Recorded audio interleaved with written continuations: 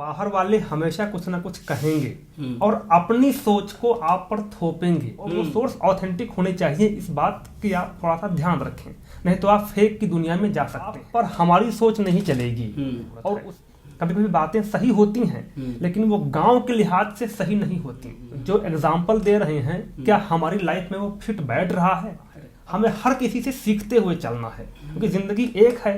अगर हम एक्सपेरिमेंट ही करते रहेंगे तो फिर जिएंगे कब? आइए ना हमरा बिहार में। शुरू करें पाजी? हाँ एकदम। तो आज मेरे बीच में मेरे मित्र मदन शुक्ला जी आए हुए हैं मेरे घर पे। ये अपनी पढ़ाई पत्रकारिता की दिल्ली विश्वविद्यालय से कर रहे हैं। इनका नॉलेज कमाल का है क्योंकि इन्होंने काफ़ी रिसर्च किया हुआ है और चूंकि ये पत्रकारिता में है बहुत सारे इनको अपॉर्चुनिटी मिलता है पढ़ने के।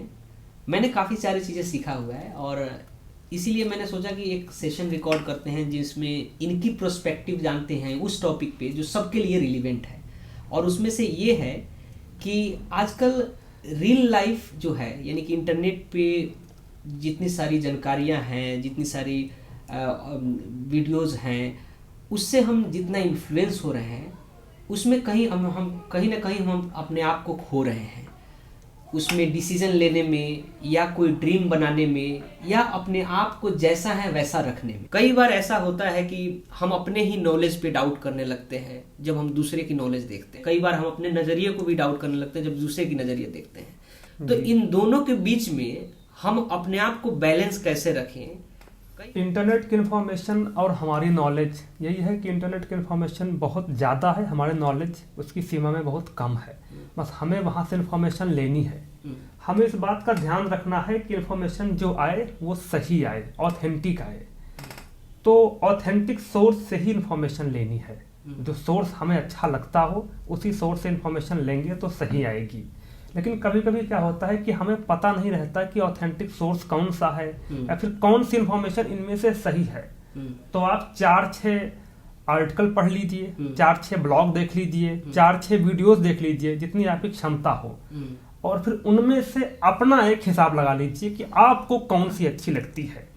कभी कभी एक व्यक्ति बहुत अच्छा हो सकता है लेकिन आप के लिए सबसे अच्छा वो नहीं हो सकता। उसकी कुछ क्वालिटीज आपके लिए अच्छी होंगी, कुछ नहीं होंगी।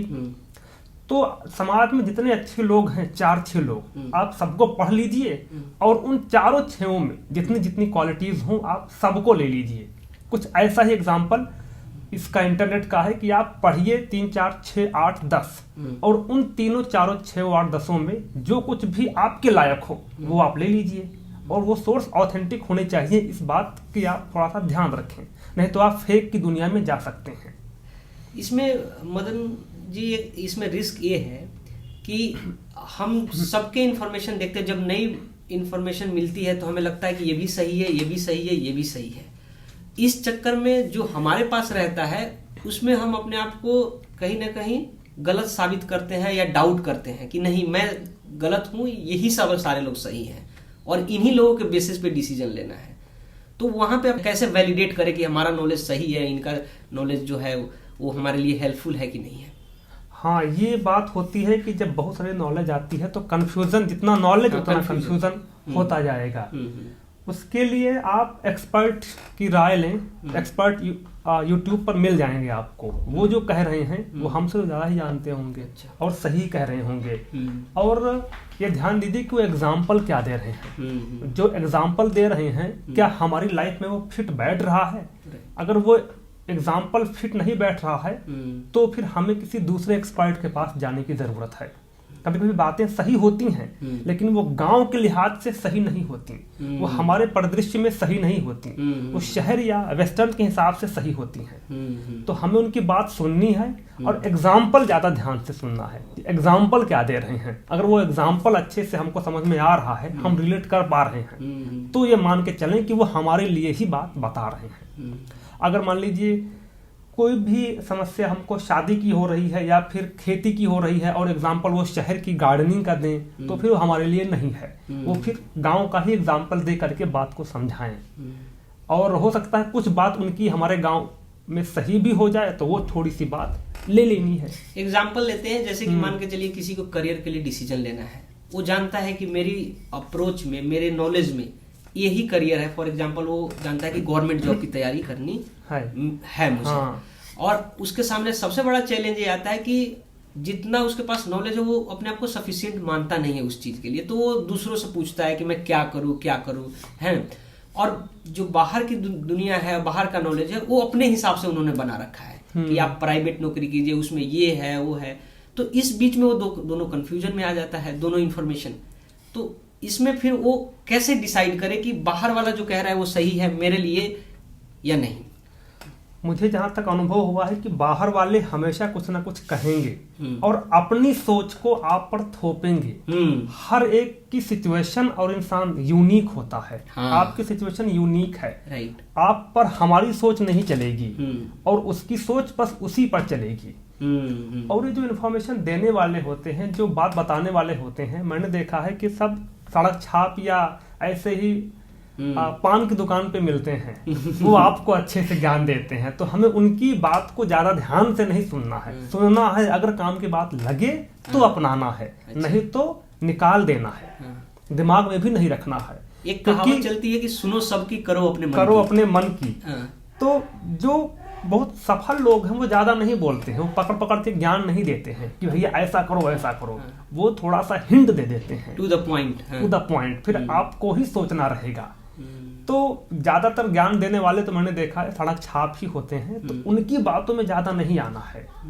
और अगर वो इतने ही अच्छे होते तो किसी अच्छी जगह पर होते, और जो अच्छे लोग हैं उनकी बातें सुनना है, और अगर अपने काम की लगे तो उसको अपनाना है और आगे बढ़ना है। हमें हर किसी से सीखते हुए चलना है, क्योंकि जिंदगी एक है। अगर हम एक्सपेरिमेंट ही करते रहेंगे तो फिर जिएंगे कब। तो हर इंसान से सीखो, अनुभव लो और आगे बढ़ो, ताकि ज्यादा सफलता हमें मिल पाए। और आपकी बात से मुझे ये भी लग रहा है कि हम जिस इंसान का, जिस पर्सन का हम सजेशन ले रहे हैं या उनका एडवाइस ले रहे हैं, उनके बारे में पहले ये जाने कि उन्होंने लाइफ में उससे रिलेटेड किया क्या है। और वो ज्यादा हमें कहीं ना कहीं ट्रस्ट वर्दी लगेगा उनकी एडवाइस या जो भी सजेशन दे रहे हैं, क्योंकि अगर उससे रिलेटेड कुछ किया है तो सही ही कह रहे होंगे, है ना। तो जी, उनकी फैमिली में उनके पास पैसे की क्या दिक्कत रही, ये सब भी सेम होगा तो ज्यादा अच्छे से हम उनसे रिलेट करके आगे बढ़ पाएंगे। मतलब हमारी सिचुएशन कितनी मिलती है ना। कभी कभी बहुत लोगों के पास पैसा रहता है इसलिए आगे बढ़ जाते हैं, सिचुएशन रहती है इसलिए आगे बढ़ जाते हैं, और वो ज्ञान देते हैं कि सब कोई बढ़ सकता है, किसी के पास सिचुएशन खराब नहीं होती है। तो उनसे उतना ही ज्ञान लेना है। हमारे डिस्कशन में यही कंक्लूजन निकल के आया कि चीजें हमारे लिए बनी है, बस उसको यूज करना आना चाहिए। उससे काफी ज्यादा इन्फ्लुएंस होकर के और डिसीजन ले लेना, ड्रीम तैयार कर लेना और बार बार ऐसे ड्रीम को स्विच करना, ये सही नहीं है। आप उसकी लिमिटेशन को जानिए, उसके जो नुकसान है उसको जानिए कि इससे क्या खतरा हो सकता है, और तभी आप अपने आप को बैलेंस कर पाएंगे, अपने ड्रीम को फोकस कर पाएंगे। ये बहुत इंटरेस्टिंग पॉइंट निकल के आया आज के डिस्कशन से, मुझे लगता है। जी पाजी। मदन पाजी, कोई गीत गुनगुनाना चाहेंगे चलते चलते? ठोक देंगे कट्टा का पार में, आइए ना हमरा बिहार में, आइए ना हमरा बिहार में। एक्चुअली हमने रिसेंटली में एक वेब सीरीज देखा था, खाकी द बिहार चैप्टर, और उसमें ये सॉन्ग काफी कैची लगा तो गुनगुना रहे हैं। इंट्रो सॉन्ग है और वो वेब सीरीज काफी अच्छा है। एक आईपीएस ऑफिसर की जर्नी को बताया गया है, तो एक रिकमेंडेशन भी हो सकता है। चंदनवा को पकड़ा। ठीक है, तो आज का इंटरव्यू यही खत्म करते हैं। ये इंटरव्यू नहीं, एक आम बातचीत था, टॉक था, और मजा आया मुझे इनसे बात करके, कुछ सीखने को मिला, और आई होप कि आपको भी कुछ सीखने को मिला।